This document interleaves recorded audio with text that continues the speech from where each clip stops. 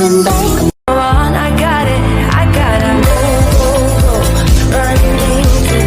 Good morning, everyone. We are the Group 4 presenters. The continent that has been given to us is Europe. We are going to discuss some culture that are related to communication, specifically nonverbal communication, in different countries in Europe. But before that, let me introduce to you the Europe. Europe is a continent also recognized as part of Eurasia, located entirely in the northern hemisphere and mostly in the eastern hemisphere, comprising the westernmost peninsulas of the continental landmass of Eurasia. It shares the continental landmass of Afro-Eurasia with both Asia and Africa. Most countries in Europe are known to be liberated, as public display of affection is normal. So let's start from the country of... The modern English name Sweden was loaned from Dutch. For the gradual introductions of Sweden in the 17th century, English used Swedenland or Switzerland. Personal space. Many Swedes value their personal space and do not appreciate it being invaded by others. Physical contact. Traditionally, Swedes seldom embrace in public or put their arm around another. Eye contact. Many Swedes feel that avoiding eye contact is a sign that someone is not interested in the conversation. Gestures. Swedes tend not to use excessive hand gestures when speaking. Iceland. Iceland is a country of extreme contrast and dramatic landscapes, widely known as the land of fire and ice. Iceland is home to some of the largest glaciers in Europe and some of the world's most active volcanoes. Gestures. In Iceland, gestures shaking hands when you first meet someone. A thumbs up is a symbol of excellence. Eye contact. Making eye contact is considered acceptable and very important, especially in business in Iceland.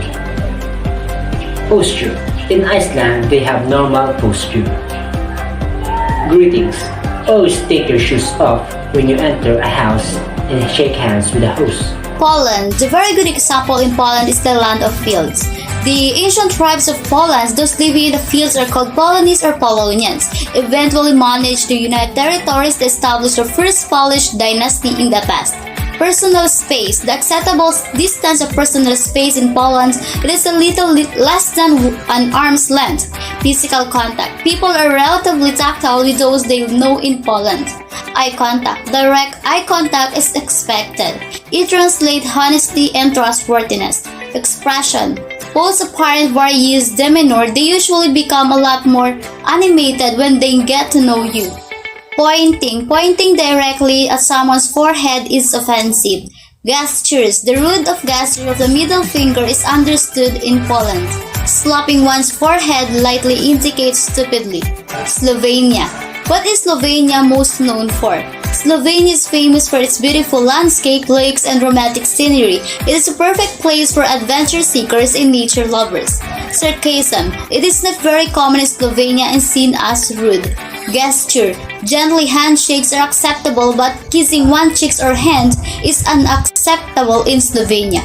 Eye contact. It is very important in Slovenia, especially when greeting someone or another. Posture. It is not important or crucial to Slovenians. Greetings. Slovenians will shake hands and maintain eye contact. Personal appearance. Slovenians tend to spend a lot of money on designer clothing because it symbolizes status and wealth. Culture develops as the result of interpersonal communication. The simplest way to explain culture and its relationship to communication is to say that people are different because we live and play in different environments and we adapt to this in our different ways. Portugal. The Portuguese people are a Romance nation and ethnic group indigenous to Portugal who share a common culture, ancestry of language. Portugal physical contact. Portuguese tend to be quite tactile during conversation. It is a common lightly touch people arm and back throughout interaction. This is much more common among friends and family. Public displays of affection are also common such as couple kissing and holding hands. personal space in Portugal. The typical distance people maintain during conversation is an arm's length. This may be closer depending on the relationship between the people conversing. Eye contact in Portugal. Direct eye contact is a livelihood as a form of respect. Portuguese tend to maintain direct eye contact throughout the conversation. However, direct contact is shielding to someone older than them, such as their parents, may be considered disrespectful. Beckoning. The beckoning is the most common way to beckon another person to have one palm facing up, waving the finger throughout themselves. Avoid using a single index finger alone as the have suggestive tones. Gestures. At times, Portuguese may be animated in their physical expression and gestures. Usually, such gestures are used to help emphasize their points. Some gestures are considered impolite. For example, using the index finger to point someone to directly. Romania. The name Romania came from the Latin words of Romanus, which means citizen, the Roman Empire. Okay, let's proceed in physical contact. The Romanians are generally quite tactile and affectionate people. The example of physical contact is hugging, kissing, backslapping, holding hands in public. Friends, especially young girls, may walk holding hands or walking arm in arm.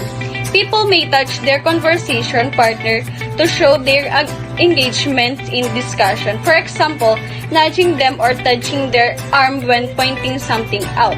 Personal space. Romanians generally keep over an arm of length of personal space. The distance may be greater when speaking with a stranger. However, it also normal for people to be close proximity in public. For example, in public transport, it is the best to observe each person's preference for personal space and adjust accordingly. Eye contact. Direct eye contact is expected.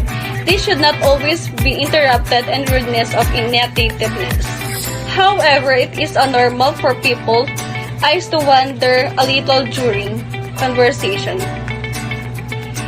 And the fourth one is expressions. Romanians are naturally more expressive in their tones of voice, facial expression, and body language, often monitoring with their hands emphasize their points. This can sometimes be theatrical. Expected may gesture to be used during communication and consider how much use your own comparison. Blessing. Traditionally, Orthodox Christians cross themselves by using their index and middle finger to touch their forehead, followed by the chest, right shoulder, and left shoulder. However, today, people generally perform the same gesture using three fingers, such as middle finger, index fingers, and thumb, pinched together. Malta.